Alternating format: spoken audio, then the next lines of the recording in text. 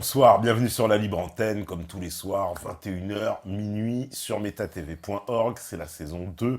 Et ce soir, on va accueillir tout à l'heure avec nous Anthony Irigoyen.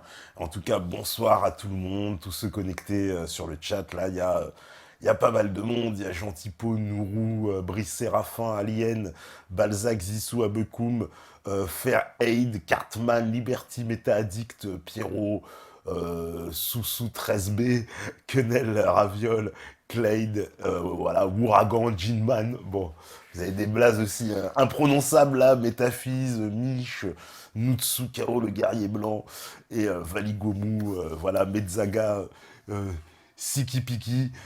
Les mecs, je sais pas, ils sont venus de Tahiti, je sais pas, ils ont des blazes. Bon, en tout cas, bonjour à tout le monde, bienvenue dans la Libre Antenne. Et là, ce soir, on va accueillir avec nous Anthony Rigoyen pour parler de liberté d'expression. Anthony, tu es avec nous? Oui, bonsoir à tous. Eh ben bonsoir. Voilà, c'est comme dans les esprits, Anthony, es-tu là? On te verra pas malheureusement, hein, donc pour ceux qui pensent qu'il y a un défaut sur l'image, non, non, c'est bien par Skype, parce qu'il y en a qui se posent la question, des fois ils voient pas d'invité, ils me disent il est où? Bah il est sur Skype. Voilà. Donc Je suis un peu loin de vous. Je suis dans le sud-ouest. t'es dans le sud-ouest, voilà. Alors Anthony, bah toi t'étais déjà venu en plus dans la Libre Antenne, hein, pour présenter justement ton livre Poussière dans l'espoir. Tout à fait. Et voilà, bah, c'est la deuxième fois, justement, on a décidé d'aborder un peu ce thème de la liberté d'expression, et j'ose dire que c'est un peu un point nommé par rapport à tout ce qui se passe en ce moment, quoi. Oui, parce que la dernière fois que vous m'aviez invité, c'était, je crois, il y a un an et demi à peu près. Ouais, On avait eu une offensive qui commençait avec notamment Manuel Valls qui avait cité les noms de Soral et de Dieudonné à La Rochelle. Mais il n'y avait pas encore eu la fameuse circulaire Valls de l'année dernière et puis tous les problèmes qu'avait eu Dieudonné. Et donc, et cette année, évidemment, on a été gâtés là depuis le début de l'année avec la fameuse affaire Charlie Hebdo. J'imagine qu'on va parler un peu de ah tout ça. bah ouais, forcément c'est un petit peu inévitable. C'est-à-dire qu'il y a une ambiance, on va dire, allez, un peu en France le mot est lâché. Il y en a certains qui parlent de guerre civile, d'autres de tension. On a parlé de choc des civilisations. Toi, comment tu définis un peu cette ambiance, justement? C'est compliqué. Alors, il y a eu, après, si tu veux, les attentats, comme attentats de Charlie Hebdo, là, comme il faut les appeler. Euh, Effectivement, on a vu des scènes qui rappellent un peu des choses de guerre civile, comme des gens qui tirent sur des mosquées et tout, mais en fait, dans l'ensemble, ça a été plutôt calme, quoi. C'était plutôt des commémorations. Moi, ce qui m'a choqué, c'est pas tellement le climat de guerre civile. Ce qui m'a plus embêté, c'est le côté assez commercial, presque, je dirais. 15 minutes après, alors que les corps étaient encore chauds, si tu veux, t'avais déjà les t-shirts Je suis Charlie qui étaient imprimés, Ouais, t'avais le mot d'ordre qui était déjà lancé, comme si des boîtes de communication travaillaient dessus depuis déjà 15 jours, tu vois, et qu'il n'y avait plus qu'à envoyer le mot d'ordre sur les réseaux sociaux, sur Twitter, partout. Voilà, après, effectivement, c'est au niveau de la liberté d'expression, bon, on va détailler, mais on a enfin, moi j'ai presque l'impression qu'on peut, sous couvert de soutenir la liberté d'expression en disant tous je suis Charlie, on a l'impression qu'on n'a jamais pu aussi peu s'exprimer. Puisqu'on voit régulièrement là des gens qui se font arrêter pour tout et n'importe quoi, pour un tweet, pour un message Facebook, pour peu que quelqu'un de bienveillant le dénonce, voilà, pour un élève dans une école, enfin, pour peu que quelqu'un dénonce et fasse un signalement tout de suite, ouais. attention, il a dit ça, enfin, la liberté d'expression c'est assez drôle parce que le mot d'ordre, c'est liberté d'expression en soutenant à fond Charlie Hebdo, et de l'autre côté, mais on en profite justement pour voir tout ce que disent les gens, éplucher la moindre parole qui peut apparaître, et puis repérer un peu les cerveaux malades, on va dire, pour reprendre une expression bien connue. Ouais, parce que voilà, on me dit, on a l'impression que c'était préparé. C'est vrai qu'il y a il y a une espèce de aussi, je sais pas si tu es au courant de ces informations. Enfin, j'imagine, tu sais, le fameux Patrick Drahi qui lance sa chaîne de télévision un peu au même moment avec une grande campagne d'affichage dans Paris. Qui annonce en fait on va dire on va dire la nouvelle venue sur le monde des chaînes d'infos et chaînes qui balancent des scoops toute la journée puisque ce sont les premiers à nous révéler l'identité des présumés terroristes, ce sont les premiers à parler de franco-algériens alors que la presse française n'en parle que des heures et des heures après.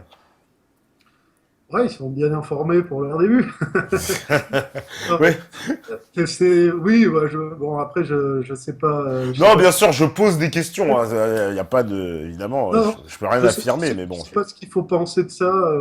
Effectivement, il y a toujours des choses étranges. Là, ce que tu me dis, tu sais, ça me rappelle un peu quand, juste avant le 11 septembre, la veille, je crois, tu avais Goldman Sachs qui avait vendu toutes ses actions dans les compagnies aériennes. Oui, tout à fait, oui, bien Ça me fait sûr. penser un peu à ça. Il y a des gens bien Ouais. informés rapidement, quoi. Même avant les faits, des fois. Oui, parce que cette affaire aussi, alors bon, il y a une polémique aussi, tu as dû suivre entre le journal, en fait, le site Panamza et Oui. un des journalistes qui avait filmé, qui a filmé les images qu'on a vues. Et effectivement, bon, moi, j'ai vu, certainement, c'est vrai que Panamza, ils ont dû commettre une ou deux petites erreurs dans leur analyse, mais dans l'ensemble, je trouve que le journaliste, lui, évince un certain nombre de questions, quoi. Il y a des choses qui sont pas claires non plus de son côté, mais bon. Ouais, je l'ai parcouru en diagonale, l'article de Panamza. J'ai vu un petit peu sur la façon dont les images étaient de très mauvaise qualité, toutes celles qu'on tournait à la télé. Et puis finalement, il y a des images de meilleure qualité Oui, qui sont apparues après. Et c'est vrai exactement. que ça interroge un peu, puisque on voit, on verrait un témoin de plus sur la scène alors que personne n'en parlait. Euh, bon, je t'avoue, moi, sur ce qui s'est passé à Charlie Hebdo, je vais pas pouvoir être d'une grande aide ce soir parce qu'en fait, j'en sais rien, faut être Ouais. honnête là-dessus. Je sais pas s'il y a eu complot, ceci ou cela. Moi, ce que je peux dire, c'est une réflexion que je me suis faite assez rapidement quand j'ai entendu que les mecs étaient morts. Ouais.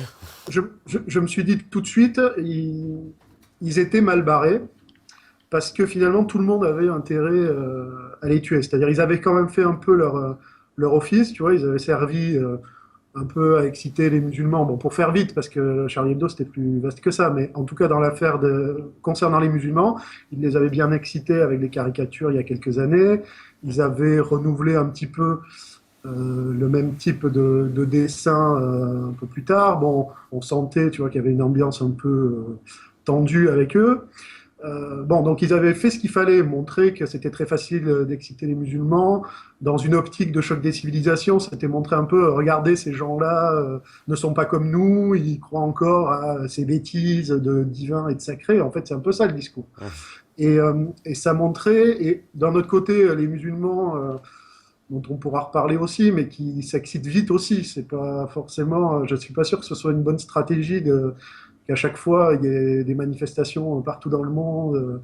Enfin, bon, disons que ça renforce l'idée voulue par le choc des civilisations qui aurait un petit peu nous, notre civilisation occidentale, Ouais. pro-liberté d'expression, pro-démocratie, etc.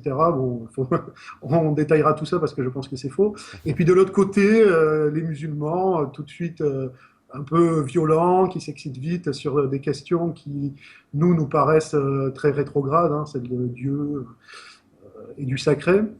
Et bon, donc Charlie Hebdo avait fait un peu ce boulot-là. Mais en fait, il servait plus à grand chose parce que bon, bah, ok, tout ça a été fait.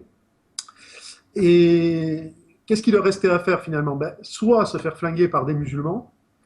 Alors je dis musulmans, mais on peut dire des fanatiques, des islamistes, utiliser le terme que vous préférez, des terroristes, pourquoi pas. Ouais. Donc, soit ils se faisaient tuer par vraiment des mecs ben, qui sont assez couillons pour s'être dit ah, il faut vraiment venger le prophète, etc. Thèse la plus basique, on va dire. Soit ces gens-là ont été ont été encouragés plus ou moins subtilement, que ce soit par des services, je n'en sais rien, et pour finalement parachever l'œuvre de Charlie Hebdo. C'est-à-dire que pour parachever tout ce qu'ils avaient fait, il fallait mourir quelque part. Et donc que ce soit dans l'intérêt des atlantistes, puisque Charlie Hebdo il ne restait plus que ça à faire, ou que ce soit du côté musulman pour on a vengé le prophète, dans tous les cas, tout le monde voulait les buter quelque part. Ouais. Et quand tout le monde veut te buter, bon, bah, t'es mal barré, quoi. Voilà, donc bon, cela dit, je dis ça a posteriori, je veux pas faire croire que j'avais prévu qu'ils se feraient tuer, je pensais pas du tout. Je pensais pas du tout que ça irait jusque-là.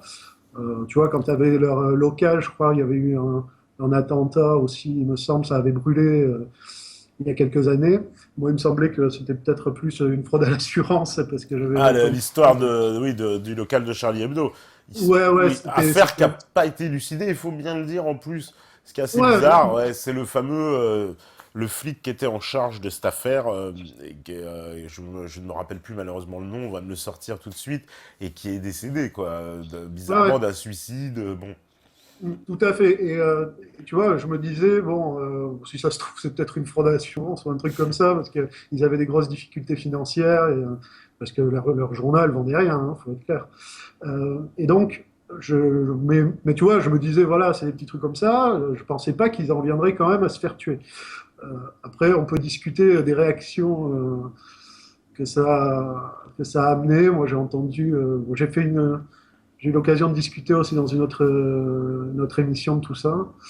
Je voyais des gens qui disaient il y avait quand même une forme de justice immanente au fait qu'il soit mort. J'ai entendu, bon, c'est un peu des termes, tu sais, qui sont souvent utilisés par Soral, donc du coup, beaucoup de gens reprennent ces termes de justice immanente.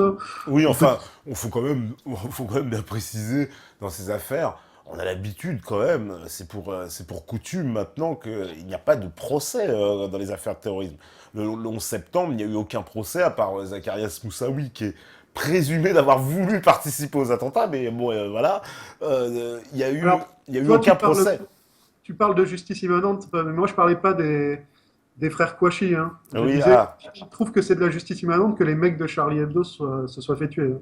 ah oui, d'accord. Ah oui, dans ce sens-là, oui, bien sûr, évidemment. Oui, Voilà. oui, oui, d'accord. J'ai entendu un mec comme Soral, par exemple, dire ça, qu'il y avait une forme de justice immanente à ce que Charb soit mort, parce que même si c'était un mec sympa, finalement, il aurait dû se barrer du journal il y a quelques années, quand cette ligne a été adoptée. Et donc, il disait c'est une forme de justice immanente qu'il soit mort, même s'il est pour rien. Enfin, moi, je ne suis pas du tout sur cette ligne. Moi, je trouve Ouais. pas que. Tu vois, dans justice immanente, il y a quand même le mot justice. Moi, je trouve pas que se faire tuer quand t'as pas fait grand-chose, ce soit vraiment de la justice. Mais bon, on peut en discuter. Après, c'est vrai que des fois, je trouve que. Bon, là, je dévie tout de suite, mais on se remettra dans le droit chemin après.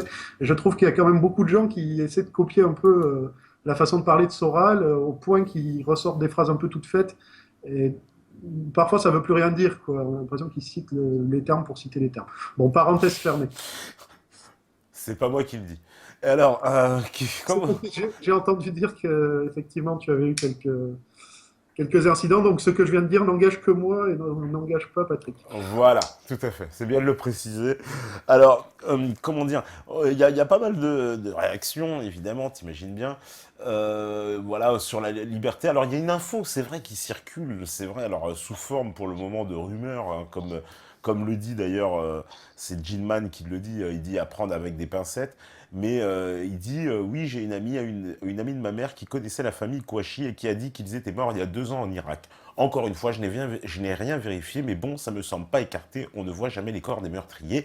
Et cette info-là, faut bien le dire, elle a été sortie déjà par les sites internet et nous-mêmes aussi par nos propres connaissances. On a eu cette info-là en même temps, différemment par d'autres sources que les sites internet en question. Et ça commence à faire bizarre, quoi. Alors si les mecs sont décédés depuis 2 ans, là, on est vraiment dans une manipulation de haut niveau. Ah, pour le coup, oui, je crois qu'il y avait un des témoins aussi de l'équipe de Charlie Hebdo qui avait parlé dans un premier temps du fait que le mec avait les yeux bleus, non? Il n'y avait pas eu. Ouais, oui, oui, oui, il y a eu ce truc-là, oui, oui, oui, oui, tout à fait. Bah Ouais. ouais, écoute, Alors, par contre, je pense vraiment faut prendre avec des pincettes. Donc, Ouais, bah c'est pour ça que je dis ça, ouais, avec des pincettes évidemment, quoi. voilà, c'est ce que tu as dit, mais Mais effectivement, il a tout à fait raison quand même de souligner qu'on ne voit jamais les corps non plus. Qu'il y a pas... ça c'est clair. C'était pareil pour Mohamed Merah. Voilà, voilà. On n'a jamais vu. C'est pareil pour Ben Laden, à la limite, si tu Oui, veux. bah oui, on peut bah, mettre ça pareil, mais voilà, c'est. Le mec avait été balancé à la mer pour respecter le droit musulman, je crois, il avait osé dire. Oui, oui, voilà, en accord avec le rite musulman, enfin la Voilà, blague. d'accord, le rite musulman avait dit le gouvernement américain. Donc, effectivement, on ne voit. Mais d'ailleurs, Ben Laden, ça me rappelle Ben Laden ce que tu dis, puisque lui aussi, il y a quand même pas mal de sources qui disent qu'il était Qu'il mort des était années mort avant. exactement avant, exactement, oui, oui, Donc, dont effectivement, Benazir Bhutto, on peut le dire, c'est pas n'importe qui. oui, tout à fait, Benazir Bhutto. Je vais te dire, le seul truc que je peux dire, c'est faut vérifier, Ouais, mais ça m'étonnerait pas. ouais, On va dire ça comme ça. Voilà. ouais, bah voilà, bah, c'est ce qu'on nous dit. Alors, on me dit, voilà, le but c'est d'instaurer un climat de peur pour pouvoir instaurer leur loi, par la même occasion supprimer nos libertés. Euh, c'est vrai qu'il y a une volonté un peu de terroriser, parce que là, la France était sous le choc, hein, littéralement. Nous, peut-être qui gardons peut-être un recul à chaque fois par rapport à l'actualité, on était peut-être un peu plus froid, mais on a senti cette onde d'émotion qui s'est emparée de tout le monde, et puis les gens qui allaient vers là où on voulait qu'ils aillent, hein, véritablement. Oui, alors ce qu'on peut dire, c'est que effectivement, bon, les comportements un peu moutonniers, je Mm. crois on les a tous vus. D'un autre côté, moi, je pense qu'il y avait des gens très très différents qui allaient à la manifestation. Ils n'y allaient pas tous pour la même chose. Le mot d'ordre était flou parce que derrière le "Je suis Charlie", les gens mettaient des choses très différentes. Tout le monde ne mettait pas la même chose. Et justement, c'était pas du tout des rassemblements pour la liberté d'expression, parce que sinon on n'aurait pas dit "Je suis Charlie", on aurait dit "Je suis pour la liberté d'expression". C'est ça le mot d'ordre. Soutenons la liberté d'expression. C'était pas du tout ça le mot d'ordre.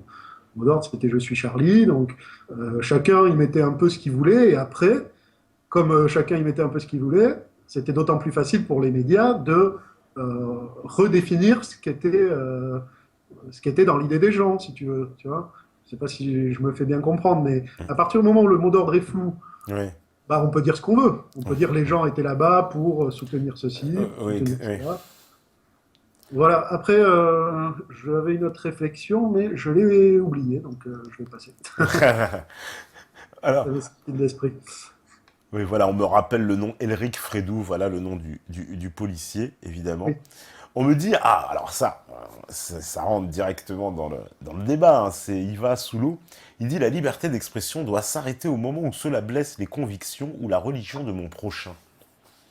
Qu'est-ce que t'en penses de ça, justement? Ben, dans le débat que j'ai eu justement, dont je te parlais tout à l'heure, Ouais.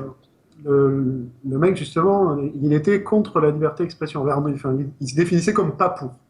Parce que justement, pour lui, c'est un traditionnaliste, pas musulman d'ailleurs, mais un traditionnaliste catholique, je pense. Lui pensait qu'il y avait un sacré, et justement que se battre pour la liberté d'expression, c'était une erreur, parce qu'une fois qu'on l'avait, on perdait de vue le vrai sujet, qui était justement de restaurer le sacré. Et, bon, ce qui est un point de vue. Moi, ça ne me dérange pas du moment que les points de vue avancent pas masqués, on peut discuter de tout. Moi, c'est pas vraiment le mien. Et donc, ça va pas être non plus le mien avec ton auditeur, mais tu peux me redire tu peux me reciter Lui, ce qu'il il dit, la liberté d'expression doit s'arrêter au moment où cela blesse les convictions ou la religion de mon prochain. Oui, mais le problème, alors déjà, la religion, j'aurais pu entendre la phrase, mais alors les Ah, convictions, les convictions, ouais, aussi. Il met les ça veut dire convictions. quoi? Parce que je veux dire, tout le monde peut avoir des convictions. Enfin, moi, si ma conviction, enfin, ça peut être tout et n'importe quoi. Donc, dès que je vais me dire choqué, ça va, du coup, je vais avoir le droit d'interdire à quelqu'un de parler parce que, enfin, moi, quand Hollande y parle, ça me choque, tu vois. Donc, est-ce que Oui, de parler? Est-ce que, non, mais tu comprends le problème? Est-ce que ouais, le fait que quelqu'un ou qu'un groupe se dise choqué, c'est ça qui va être le marqueur qui va définir là, la liberté d'expression s'arrête. ouais, C'est très dangereux parce que ça veut dire qu'il n'y en a plus du tout, en fait. oui. Tout le monde va se dire choqué. Dès que tu vas parler de Dieudonné, le CRIF est très choqué de ce que dit Dieudonné, donc bon, bah, Dieudonné, il Mhm. faut l'interdire. Quand toi, tu vas parler, bah, il y a Soral qui va être choqué. Donc, Dès que, dès que l'UMP va parler, le FN va être choqué, donc il va falloir l'interdire. Le FN, il faut l'interdire direct. Ah bah le FN, là, il aurait beaucoup de gens pour l'interdire. Non mais Voilà, il va falloir. Asselineau est très choqué d'entendre le FN aussi, donc il va falloir. Tu vois ce que je veux dire? Enfin, c'est moi les convictions et les religions. Alors les religions déjà, c'est un peu différent. Donc là, je parlais surtout de la partie conviction. ouais. La partie religion, je sais que pour des gens, euh, il y a du sacré. Il y a des choses qui sont profondément ancrées en eux. On peut parler justement de Dieu et du prophète pour les musulmans. On peut parler en théorie pour les catholiques de Jésus et de plein d'autres choses qui touchent à la religion, sauf que les catholiques se sont vraiment habitués, hein, c'est le moins qu'on puisse dire. Et à part quelques catholiques traditionnalistes, mais enfin ils courent pas les rues, je veux dire, enfin tu vois ce que je veux dire, Ouais. quand Jésus se prend de la merde dans un spectacle sur scène, euh, il y a trois pelés de tondus qui vont manifester, tu vois. C'est pas comme les musulmans après les nouvelles caricatures de Charlie Hebdo, où là, tu as quand même des pays qui s'embrasent. Alors moi, je sais jamais si c'est pas la caméra qui pointe, tu sais, dans des gros plans qui donnent l'impression qu'il y a des millions de gens, du coup, ou si il y a vraiment des phénomènes, des mouvements de foule énormes. Mais bon, Ouais. ça a l'air de quand même les Ouais. faire réagir beaucoup plus que les catholiques ne réagissent quand dans un spectacle on balance du caca sur le Christ. Euh, donc, pour en revenir à ce que disait ton auditeur, on peut, moi ça ne me dérange pas à la limite qu'ils défendent cette position. Je te dis, sur les convictions, oui, mais sur la religion, je peux comprendre et je peux l'entendre, mais il ne peut pas se définir comme étant pour la liberté d'expression à ce moment-là. Tu vois, à un moment, il faut arrêter de vouloir le beurre et l'argent du beurre. C'est-à-dire que tout le monde a envie d'être pour la liberté d'expression. Et Ouais. moi, c'est ça qui m'embête. Si on est pour la liberté d'expression, il faut accepter certaines choses. Faut accepter même ce que faisait Charlie Hebdo. Hein.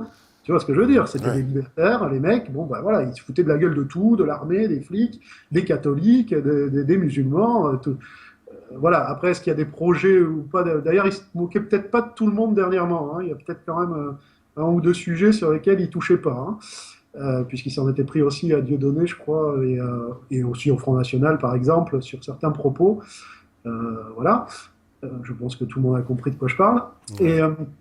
Et, et, et donc, le problème, c'est que voilà, tout le monde se définit comme étant pour la liberté d'expression, et en même temps, tout le monde veut interdire 3000 trucs. Tu vois. Moi, j'ai pas entendu une personne au gouvernement ou dans le milieu politique nous expliquer qu'ils étaient contre la liberté d'expression. Au contraire, ils étaient Ouais. tous pour la liberté d'expression. Ouais. Vive Charlie, je suis pour la liberté d'expression. Ouais, bien sûr. Et en même temps qu'ils te disaient ça, ils te disaient par contre les discours de haine, on ne peut pas accepter. Tu vois, c'est-à-dire que si c'est redéfini comme étant de la haine, ou du racisme, ou de l'antisémitisme, du moment que tu définis ça comme ça, c'est plus censé être c'est plus de la liberté d'expression, puisqu'ils te disent ce n'est pas de l'expression, c'est un délit. C'est la fameuse phrase, tu sais, là ce n'est plus de l'expression, c'est un délit. Et donc, du coup, tu peux être pour la liberté d'expression tout en interdisant 10 000 trucs. Mais justement, ces choses-là sont interdites parce que des lois sont passées, des lois qui auraient très bien pu ne pas être votées. C'est pas des lois de Dieu, d'accord? La Ouais. loi Guesso, c'est pas une loi de Dieu.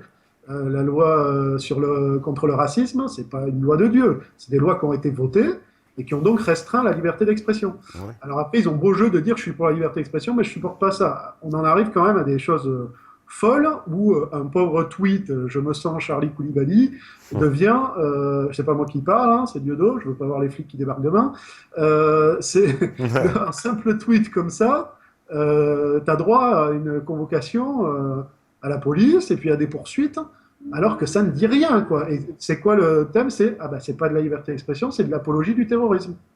Ouais. Ah ouais, d'accord, mais enfin si une simple phrase comme ça, tu peux la mettre sous cette étiquette-là, moi je demande deux choses: qui met les étiquettes? Parce que c'est quand même toujours la grande question. Tu vois, le problème, c'est toujours ça, c'est qui va te dire ça c'est du racisme, ça en est pas. Tu vois, parce que si tu te moques de la Shoah, quelqu'un va te dire non, la Shoah c'est sacré, Manuel Valls par exemple. Donc on n'y touche pas, donc c'est de l'antisémitisme, c'est l'appel à la haine. Par contre, si tu touches au prophète Mohammed, Là, tout d'un coup, c'est de la liberté d'expression. C'est pas très grave. Bon, oui, ça choque, mais ça ne devrait pas choquer. On va t'expliquer, mais ça ne devrait pas choquer. Et pourtant, c'est aussi sacré le prophète pour les musulmans que la Shoah peut l'être pour les juifs, par exemple. Ouais. Tu vois, et objectivement, ça devrait même l'être plus pour les musulmans, puisque la Shoah, c'est un événement Ouais, sauf qu'on lui a apporté tragique ce qui n'a caractère, pas à être sacralisé, voilà, on justement. l'a sacralisé, ouais, voilà, c'est un événement qui a été Voilà. sacralisé. Ça a été sacralisé très étrangement. Enfin, je veux dire, moi il m'arriverait une tragédie pareille, je préférerais l'oublier plutôt que de la ressasser sans arrêt. Hein. Ouais. Bon, ça pose quand même question sur. Mais le fait est que ça a été sacralisé, et ça, c'est du sacré auquel on n'a pas le droit de toucher. C'est du sacré républicain, entre guillemets. Tu vois, si le sacré est accepté par la République, alors qu'elle est censée ne pas reconnaître vraiment de sacré, tout d'un coup, tu n'as pas le droit d'y toucher, et ça devient plus de la liberté d'expression, ça devient du racisme, de l'antisémitisme, tous ces termes fourre-tout, où tu ne peux jamais te dépêtrer. Parce qu'une Ouais. fois que tu es accusé d'être ça, tu es tout de suite sur la position défensive. Tu vois, quelqu'un te dit, mais tu es antisémite, toi. Qu'est-ce que tu réponds? Tu réponds quoi? J'ai un ami juif? Alors là, tout de suite, ils l'attendent. Tu vois, tout le monde attend que tu dises ça, parce que dès que tu dis j'ai un ami juif, c'est ouais, on trouve toujours un ami, hein, ouais, c'est Ouais, ça ta preuve. Tu vois, bon, donc non, ça c'est pas bon. Tu peux pas te défendre en fait. Et dès que tu es sur la position défensive, tu as perdu. Et c'est des termes qui ont été tellement utilisés médiatiquement que tu es forcément sur la défensive quand tu les prends, à moins d'être dans la rue où là tu peux faire un peu le malin, tu vois, mais quand tu le prends sur un plateau télé, les mecs sont terrorisés à l'idée de se faire traiter de ça. oui, bah, c'est l'espèce d'arme absolue, quoi, qui te tombe dessus, puis après, ça te poursuit. Et oui, et puis il suffit d'une fois, hein. Regarde Ouais. Le Pen, il a fait une phrase, deux phrases, allez, ça l'a poursuivi toute sa carrière. On parle encore de ça à Marine Le Pen, du rafour crématoire, et le détail de l'histoire, je veux dire, ça revient systématiquement, tout le temps. Euh, voilà, donc tu peux pas le dire. Et les mecs sont terrorisés à l'idée d'avoir une fois une phrase qui peut laisser entendre qu'il pourrait éventuellement, tu vois comment je mets de conditionnel, tellement les mecs s'autocensurent à ce niveau-là, parce que tu t'es détruit. Là, je parle dans le milieu médiatique ou dans le milieu politique, mais voilà, ça peut même s'étendre à d'autres milieux. Hein. Il ne faut pas être identifié comme étant peut-être antisémite, mais dans la vie quotidienne, disons que les gens, ils font pas la chasse à ce truc-là, tu vois. Alors que dès que tu es dans les médias ou dès que tu es dans la politique et que tu as un petit peu des idées qui sont pas, tu vois, qui sont pas dans l'air du temps, Ouais. d'un coup, tu as intérêt à vraiment éviter ce truc-là. D'ailleurs, c'était la théorie d'Asselineau, dont l'obsession était de surtout éviter Oui. de pouvoir avoir le moindre soupçon à ce sujet, parce qu'il savait très bien que tout de suite, ça serait l'angle d'attaque qui serait choisi pour le discréditer. Bon, il se surestime peut-être un peu, mais il n'a pas totalement tort. Moi, je sais que d'ailleurs, ça en était arrivé à un truc ridicule où la fameuse vidéo d'Éric Marie qui lui a valu son renvoi, il y avait un pauvre ananas, tu vois, et Ouais. tout de suite, alors Éric Marie, hein, on plaît à son âme d'ailleurs, je l'ai pris, il était mort, ça m'avait fait de la peine, je l'aimais bien. Et, et tu vois, mais un mec comme Asselineau, je pense qu'il a quand même compris, il n'est pas idiot. Effectivement, tu peux pas être soupçonné de ça, sinon tu es mort direct, tu es mort d'entrée. Et comme lui cherchait à monter un peu dans les médias, bon ben voilà. Mais après, Asselineau, c'est pareil, il est passé sur France 2, il était très content, mais qu'est-ce que ça a amené depuis? Je veux dire, il est Ouais. toujours pas au pouvoir non plus. Hein, T'as donc, pensé quoi de sa prestation, justement, sur France 2? j'ai trouvé ça assez mauvais, en fait. Je l'ai trouvé. Comment dire Bon, après, j'en attendais aussi beaucoup. Hein. Donc, Mhm. tu vois, quand tu attends vachement de choses, que tu connais le mec, tu sais ce qu'il est capable de dire et la façon dont il est capable d'argumenter, je pense que ça participe de la déception. Peut-être Ouais. qu'objectivement, un mec qui le connaissait pas l'a pas trouvé mauvais, tu vois. Mais moi, je l'ai trouvé assez mauvais parce que, bon, là, je me souviens plus des détails, parce que ça fait un petit moment là qu'il est passé, Mhm. mais euh, j'ai trouvé qu'il oubliait un petit peu son argumentaire et qu'il se laissait trop entraîner dans une joute verbale, si tu veux, et où il essayait de placer quelques petites phrases clés que je pense auxquelles il avait réfléchi avant, tu vois, des petites punchlines un peu Ouais, ouais. comme on pourrait dire, tu vois, la petite phrase qui tue sur Caron. Et j'ai trouvé qu'au final, son argumentation était assez peu convaincante et il me semblait qu'il passait un petit peu pour un mec pas très sérieux, quoi. Moi, c'est comme ça que je l'ai vu, alors que je le trouve très très sérieux. Je trouve qu'il a des analyses de grande qualité, mais ça, si tu veux, c'est pas entre le montage, parce qu'après, il a publié quand même un message qui expliquait que ça avait été beaucoup monté et Oui, qu'ils avaient coupé pas mal de choses. Donc, entre le montage, le format de l'émission, où les mecs comme Caron ou même la petite là, Salamé te sautent dessus, tu sais, sur la moindre phrase, t'empêchant totalement de la développer.